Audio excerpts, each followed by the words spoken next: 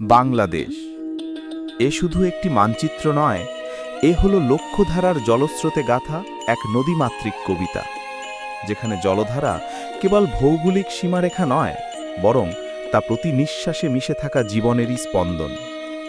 আর সেই স্পন্দনের সুরে তাল মিলিয়ে হাজার বছর ধরে এই জলের বুকে ভেসে চলেছে খেয়ার নৌকা, যা গ্রাম বাংলার এক চিরন্তন মধুময় চিত্র।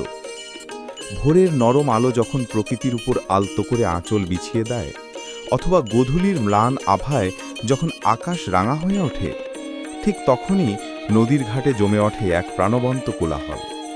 বাঁশের সাঁকো পেরিয়ে মাটির হাঁড়ি কলসি অথবা ফসলের বস্তা কাঁধে নিয়ে কেউ ছুটে চলেছে ভোরের হাটে। তাদের এই পথ চলায় কোনো তাড়াহুড়ো নেই, আছে শুধু দৈনন্দিন জীবনের দায়িত্ববোধ।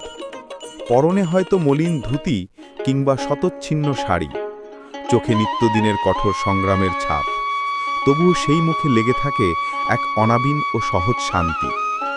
এরাই এই দেশের মাটির মানুষ, নিম্নবিত্ত শ্রমজীবী জনতা, যাদের জীবনযাত্রা এই নদীর খেয়ার সুতোর সঙ্গে অবিচ্ছেদ্যভাবে গাঁথা।